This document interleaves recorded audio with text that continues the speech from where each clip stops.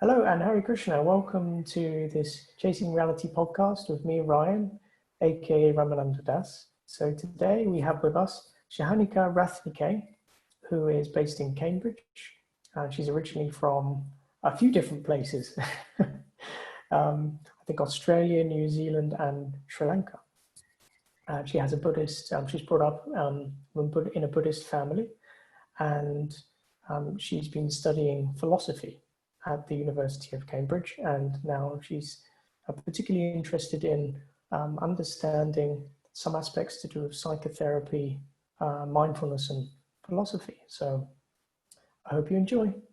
Hello and welcome to this podcast. We have Sahanika Ratnayake with us today from Cambridge. Hey, Sahanika, how are you doing? Good, thank you. How are you? I'm well, yes. We're all locked down, and I've got the COVID haircut. It's kind of coming around. It's kind of like this. I've been tempted to shave it off, but not yet. I think a lot of people are resorting to that. Yeah, it's easier and certainly cheaper. So the reason I asked you to have a chat today is because I read your Aeon. I don't even know how to say Aeon or Eon. I have to confess, I don't know either. Okay, good. I've been switching between the two. I feel thoroughly ashamed. I should know by now. Let's just say it's simultaneously both and neither. Neither. Lovely. So I read your Aeon article. And what I liked is, as well as I liked the article, but there was also a lady who reads it for you, which is really nice. I've not heard that version. That's a great idea, isn't it? It's nice. It's like you press a little play button on the left, and you kind of just listen away instead of it's like an audio book. But I'm babbling on. So I read your article, and it really something struck me in the heart, that you are a philosopher on a fascinating journey. And as soon as I read things like that, they're very personal and come across in that way, I immediately want to talk to such people. So that's the reason why I wanted to have a chat with you.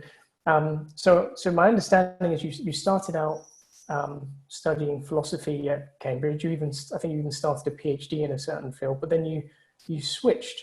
Mm-hmm.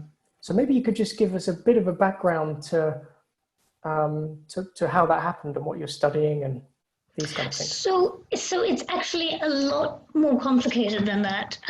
So I did my undergrad in New Zealand, and because the New Zealand system, sort of the Australasian system and the UK system is quite different, I'd already applied for a PhD and I think a series of master's programs in the UK, and something about these things didn't quite sync up. So by the time I'd been accepted for a PhD program in Australia, Cambridge also said, do you want to come and do a master's? So what I did was this very peculiar thing where I deferred the PhD, went to do the master's, and the PhD was supposed to be on Buddhist metaphysics and quite like techie Buddhist metaphysics. And while I was at Cambridge, I think I mentioned this in the piece. I started participating in this big mindfulness study that they had undergo. So everyone I know at this point is somehow involved in this study. And just, I don't know it's a very, looking back on it, it was a very peculiar period.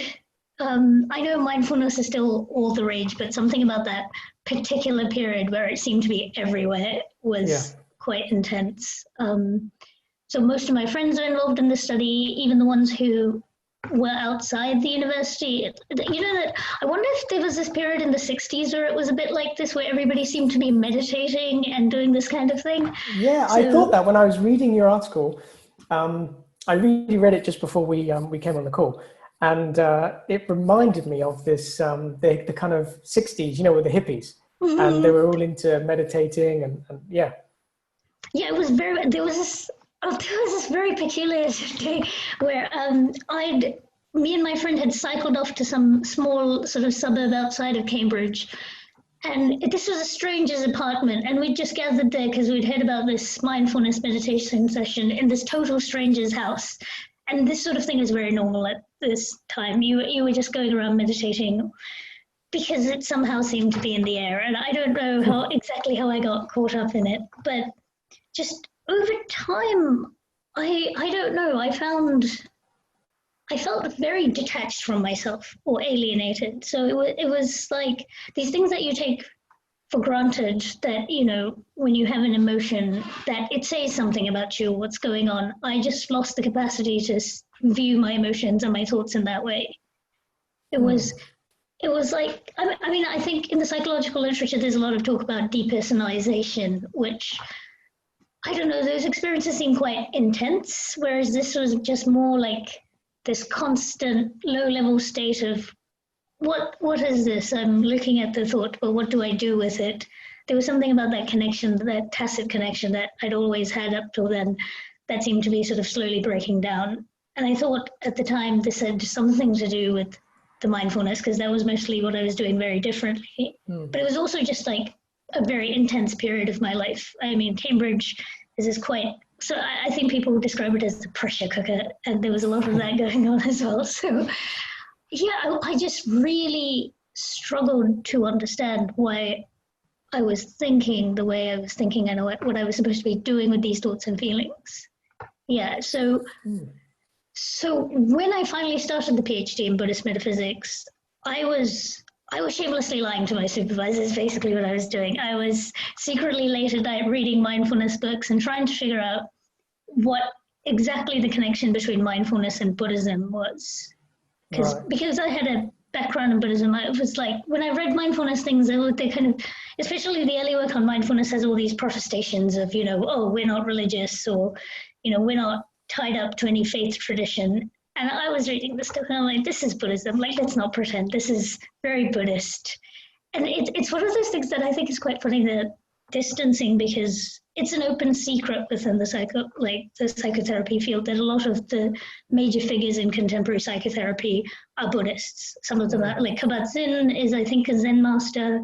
So Marshall Linehan, who set up dialectical behavior therapy, is deeply tied up with Zen. So it's one of those very peculiar things where it's an open secret, but also all the texts say, no, we're not really Buddhist. So I was at this point just kind of tracing back citations and going, well, this is very peculiar. You're on the one hand saying it's not Buddhist, but there you are citing various Buddhist texts. What's going on? Yeah. Okay, so let me see if I've got it so far, because this is fascinating. I'm quite excited about this. Okay, let me see. So you're at Cambridge. And you're studying, as you said, it's a pressure cooker, but you're like away all about the blowhole. So then you've, what's in the air, it's mindfulness. And so you picked it up. But what you've started to notice is that by noticing the practice of mindfulness, of noticing your thoughts and emotions, which I believe is what they do, then you've started to slowly dissociate from them and haven't almost felt like they're entirely yours. So you've kind of started to wonder, you've noticed that phenomenon. That I, as a person, am not associating with my thoughts as much. What's happening here? So you wanted to look into mindfulness and its roots, perhaps within Buddhism, and you started to find some crossovers. You mentioned this point in your essay, and I think you even mentioned it now, that Buddhism and perhaps mindfulness as well claim to be metaphysically neutral.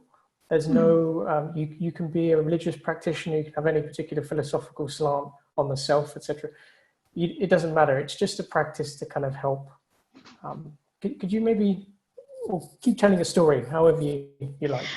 Well, I think, I mean, maybe this is excessively cynical, but I think it was helpful to be able to present mindfulness in that way, especially initially, right? Because I don't know if people know the story of contemporary mindfulness, but basically it starts with Kabat-Zinn at, I think it was, oh God, it's one of those M words. I think it's the University of Massachusetts, I want to say, medical school. It's one of the M universities. And it was just basically a stress reduction program. So you would go in and you would be taught some meditation practices and things. And I think it makes a great deal of sense that because you're in a healthcare setting, what you can't do is present this thing as a religious practice.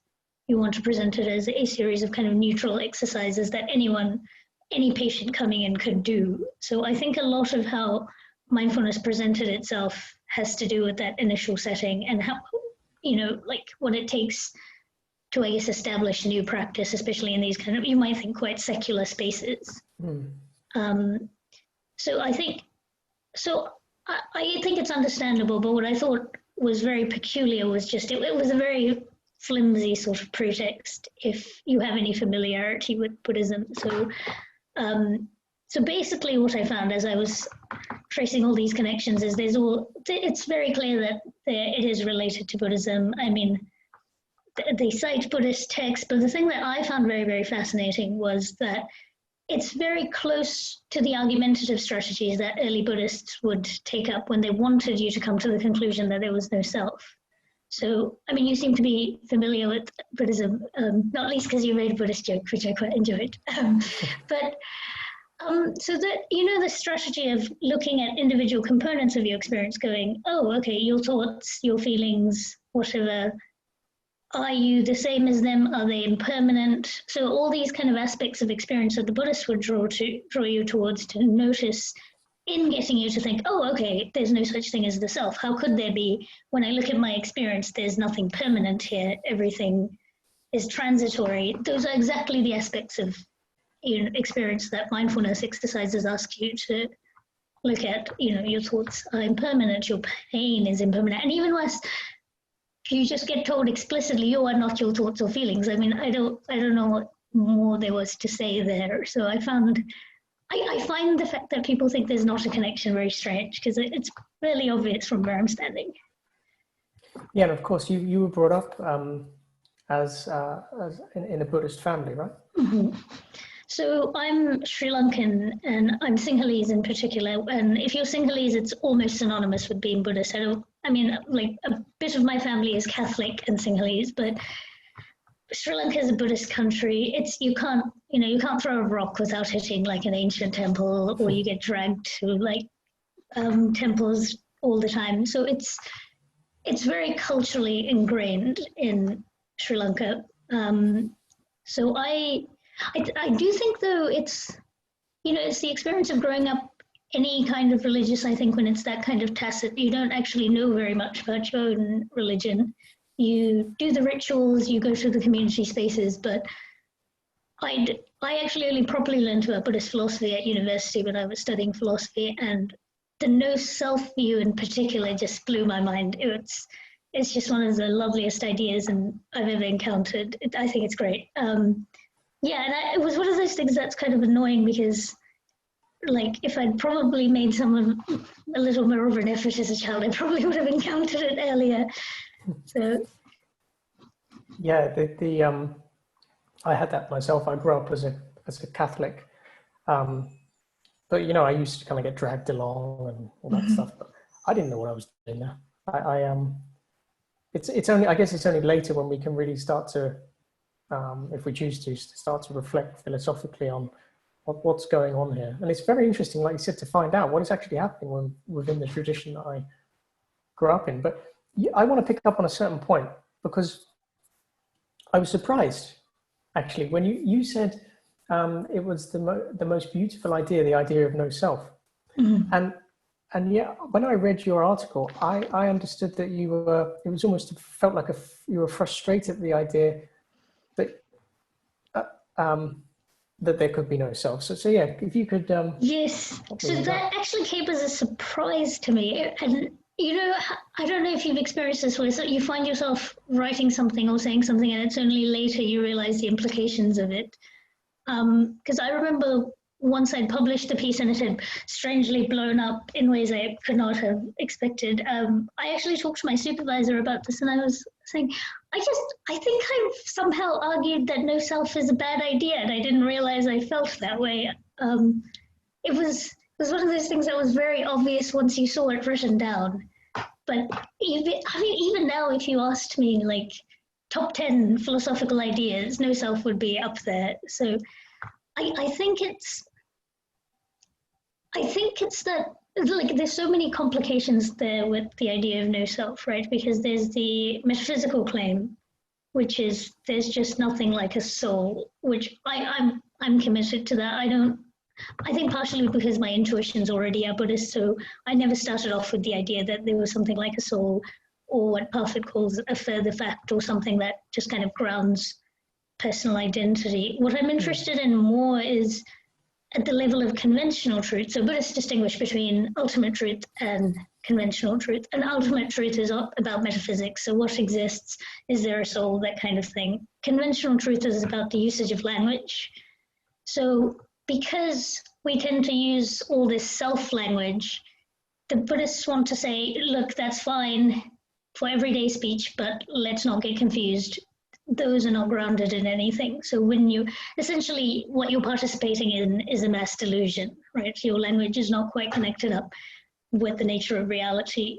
And I suppose, I think I reconcile this by thinking the conventional matters more than you think. The way you think about yourself is in the language of the self. And just because there's no such metaphysical thing to underlie it doesn't mean what you do with that concept linguistically in your practices, how you think about yourself, like that actually really matters. So that, I think that's where my frustration came in, where it was a shift towards the conventional, where I go, actually, you know what, it matters the way we talk about these things. And just being told you are not your thoughts, like that's not good enough. Okay, so it sounds like what I picked up there was you were saying, correct me if I'm wrong, because I might not have heard properly. There are two, at least from what I've heard, you said there are two ways of looking at it, two levels in Buddhist thought. One of them is just a kind of practical level, what's happening right now, and I experience that I have myself. I am a person. I have thoughts. I'm the subject of reality. But if we go to a metaphysical level, there's the idea of no self, or no self actually being there, and the way that I'm not sure I understood the way you reconcile those. I missed that.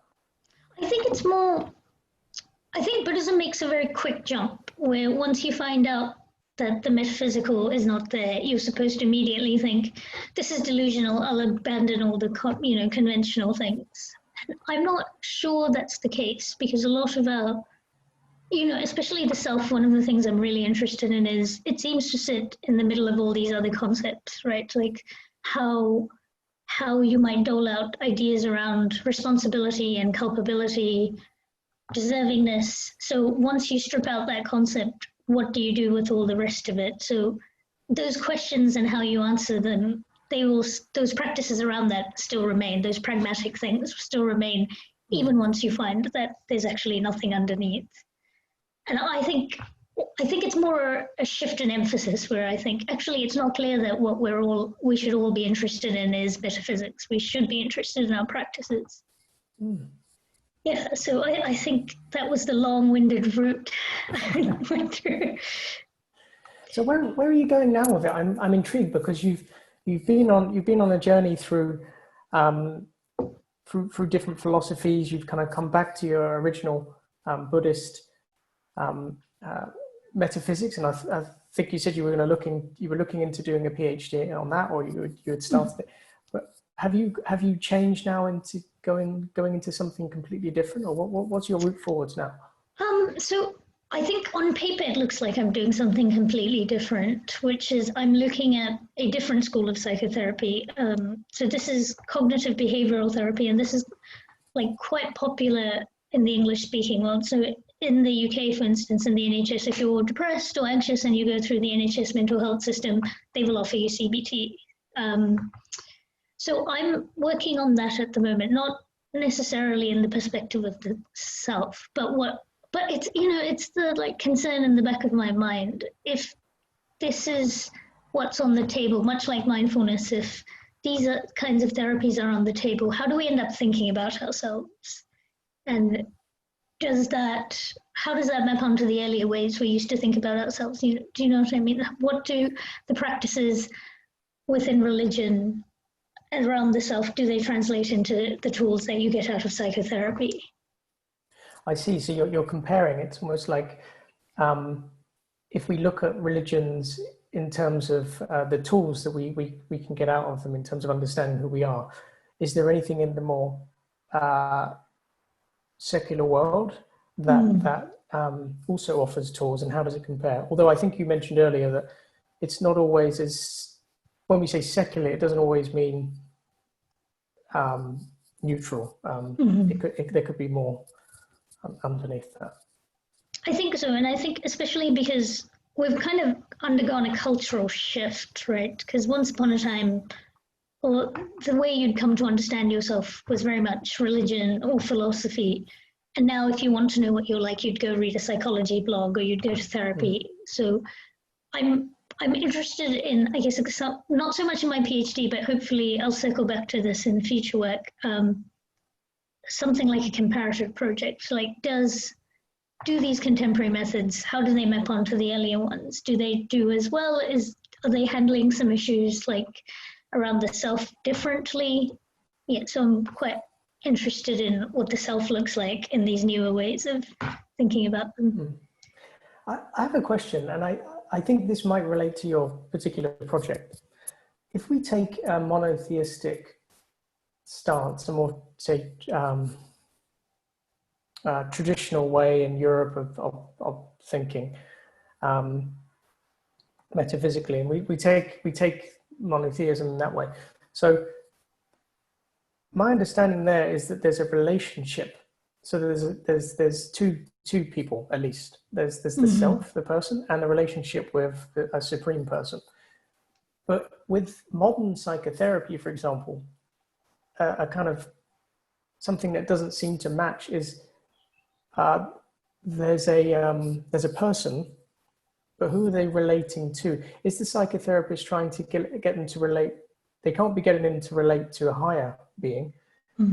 So who are they trying to get them to relate to? And is that an issue? Is that one of the issues of transference that we get? That people kind of cling to kind of another human being to be the. I think what's been really interesting is, so the issue of transference was very big in psychoanalysis, but what's really peculiar is as you get to even more contemporary things, even that drops out of the picture. Okay. And it feels like what's going, and you can kind of see this in mindfulness, it feels like what people are interested in is just what's going on in your head on its own terms. So it's not actually relational to another person. And it's something I find that shift is very peculiar, because I mean, in mindfulness in particular, you can see this, right? So at no point do you get asked to think about, examining your thoughts and feelings in relation to someone else. How does that person make you feel? What's going on there? Are you behaving well towards them? All the relational things fall out of the picture in a very strange way. And I think in CBT in particular, I was thinking about this recently, because I feel like in CBT you're asked, people often go to therapy for interpersonal problems, like, you go to couples counseling, and in that situation you relate to the person you've come with, but it's very much problem focused. So it's not about developing any kind of interpersonal connections. It's very much like, how do we make sure the problem doesn't persist? So yeah, I find that such a strange shift, and I wish I was a historian, because if I was, I would have the tools to figure out what happened there. But I think if you're a philosopher, you see the conceptual changes and you're just sitting there puzzled, hoping someone else can give you some context about how that happened exactly.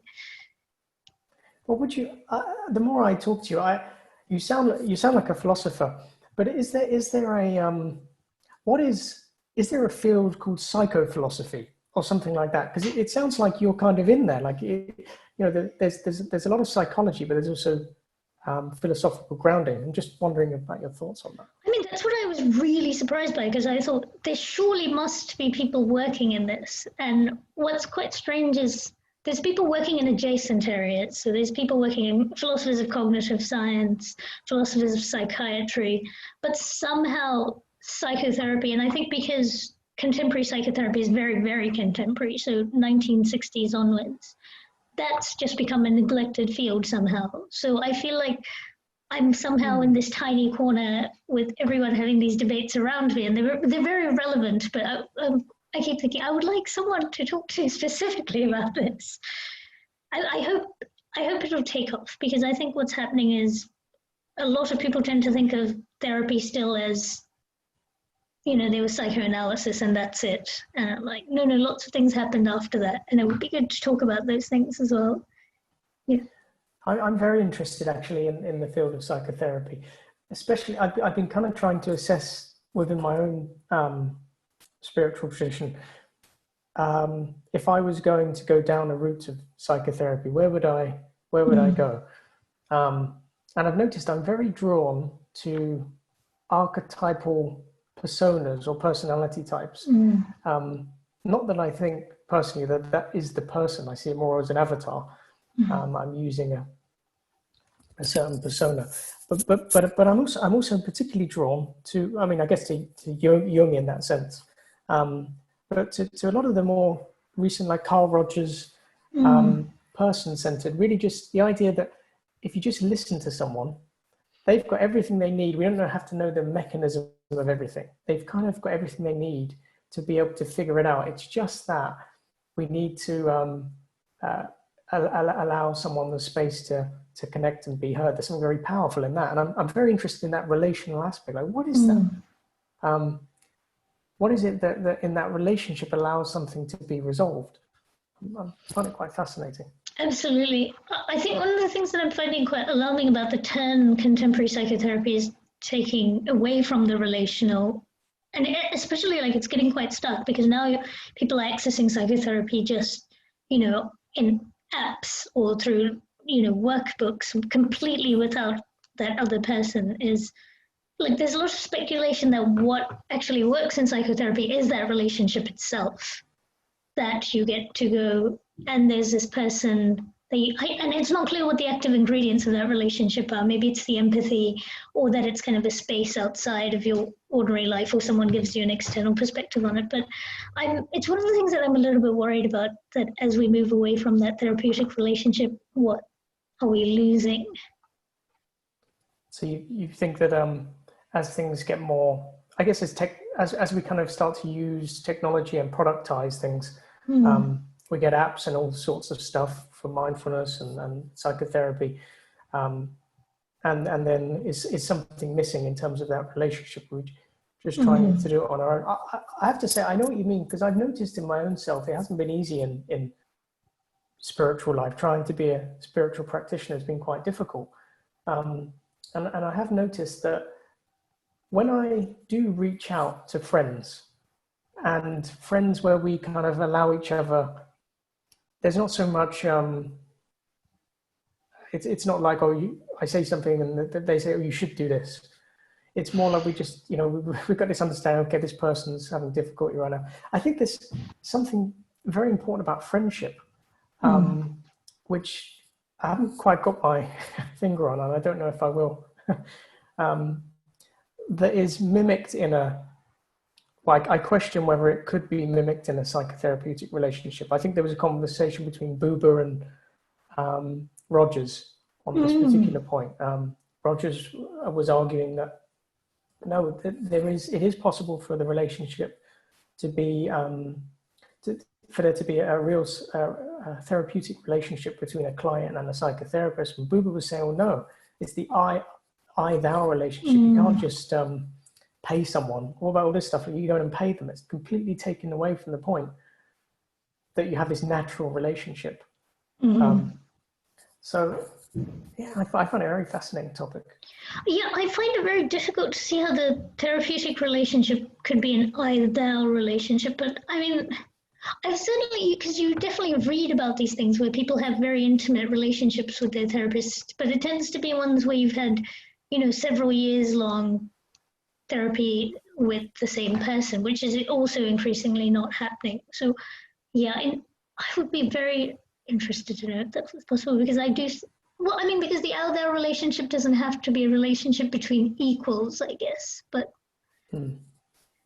yeah, I mean, the financial aspect of it doesn't help. I know, it's you're paying them. It's yes. Because that's more, then it's very much like a service that you want someone to do something to you. Like you go to the doctor and they give you a thing, they fix you right up and send you off. So I should read that dialogue. That sounds very interesting. It reminds me, as you were speaking, it reminded me of something in traditional Vedic culture, ancient Indian culture, if you want to call it that. there were different, it was recognized there were people with different particular inherent skills in anyone's life. And so there were a group of people called brahmanas. Now the word gets thrown around all over the place now, but the idea is it's a class of people that can't be purchased. They're unpurchasable. They don't want anything. They're completely renounced. They go around, they're counselors.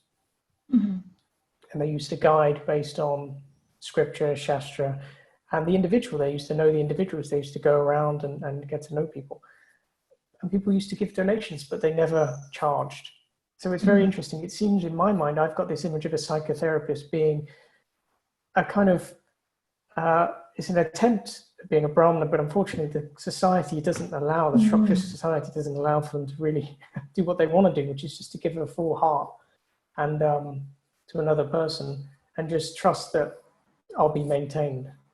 I mean, I think because a lot of histories of that therapy as a profession draw that line all the way back into sort of religious practice.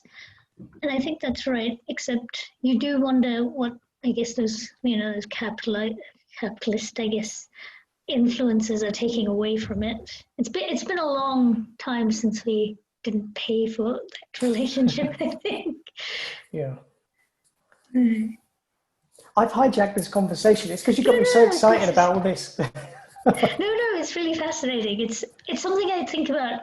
So I especially think about this because the way therapy is evaluated now has moved into a very, very scientific model. So it's basically tested the same way as pharmaceuticals with randomized control trials.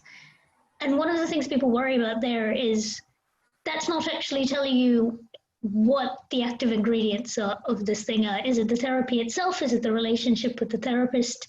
And I have like quite a lot of sympathy for the view that you could be doing practically any, school of therapy, but if your therapist is good and the relationship is solid, that's going to do the work. So yeah, no, I think about this a lot. It's fascinating.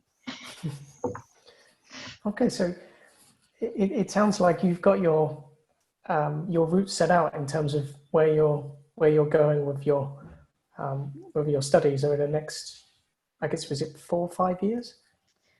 So PhDs here are 3 years, but usually they run into 4. So I think at least I've got 2 more years. Oh, nice. Well, it's been really nice talking. I've been looking forward to this for a while to really kind of get your perspective on things. Since reading your article, I wanted to understand how you kind of see psychotherapy and mindfulness from a philosophical standpoint, and especially that question of self. That's a question that truthfully I never used to think about it. I never used to. Even I studied biology. It wasn't something that kind of I even considered. But if you could give a message to any up and coming philosophers or thinkers nowadays about who are interested in this topic, inspired by what you're saying, how would you encourage them? Oh God, in the self, I mean, I would encourage people to actually go read some Buddhist philosophy because it's so outside the Western tradition of thinking in this stuff that at the very least, even if it's not for you, it gives you a chance to clarify where you stand on it. And there's some really like increasingly gorgeous new work on it, and it depends on how philosophically inclined you are, but there's like a growing literature on Buddhism anyway. I quite like Siddhartha's Buddhism as philosophy, but I have a bad feeling that's a bit dense and dry if you're not already a philosopher. So I found thinking through philosophical problems, what you want ideally is to step into another tradition so you can see how you think about yours from that outside perspective. So I would definitely encourage people. And Buddhism, I'm biased. That's because that's the one that I'm particularly fascinated with. But it's a good place to start, I think. Good. Okay. Well, thank you very much, Sahanika, for joining me today. No problem. Thank you for having me. Okay, so thank you for joining me on this podcast episode with Sahanika. I really enjoyed speaking with her. And she might not realize this because this is the part that I do after the talk. And I haven't told her this. The reason why is because I don't agree with her metaphysical assumption of the non-self. I experienced that I have always been me as an observer of reality, from childhood to youth to teenage years to now. I'm a bit older than a teenager, but anyway. The way I see it is that I'm in a virtual reality suit that I call the body, we call the body and mind.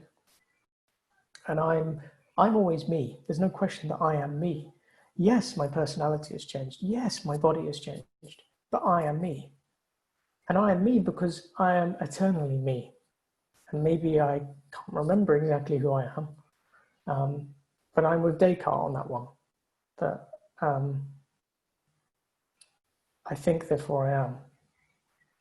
I wouldn't necessarily just say think. I guess I experience, therefore I am. Something like that. Anyway, the reason why I really appreciated speaking to Sahanika is because she's doing something very significant in my perspective. She's admitting, very honestly, this is my metaphysical belief system in the non-self. For practical purposes, yeah, let's talk about personality and stuff, but there is no real me. And I like that. It was a kind of breath of fresh air. She just said it. Like I said, I don't agree that that is the actual situation in the world, but who can prove it? It's a self-evident experience. Who can come along and say, well, you should do this? Well, then that's that's not very reasonable in my opinion. It's up to individuals based on knowledge, based on experience, to make their own decisions. And so what I appreciate was that honesty. I felt relief, actually. It was nice. But it wasn't just that. What Sahanika's doing is she has noticed that in mindfulness and some forms of psychotherapy, there is an underlying metaphysical assumption of no self, which has crept in, which not crept in, but it's basically infused in from some of the founders of these practices. And people who are unaware of this go along and they don't realize that they're not only signing up for a little bit of peace of mind, they're signing up for an experience that has a deep philosophy embedded into it and which will affect them. And they might not realize afterwards why they've been affected, but they might not feel satisfied necessarily. And what I take from Sahanika there is that whatever we do in the world, whether it's to create a new form of psychotherapy, to help people, to try and help people, or whatever it is, it's important to be honest about why I'm doing something. What is it? Philosophically, what am I assuming? And what am I bringing into this system?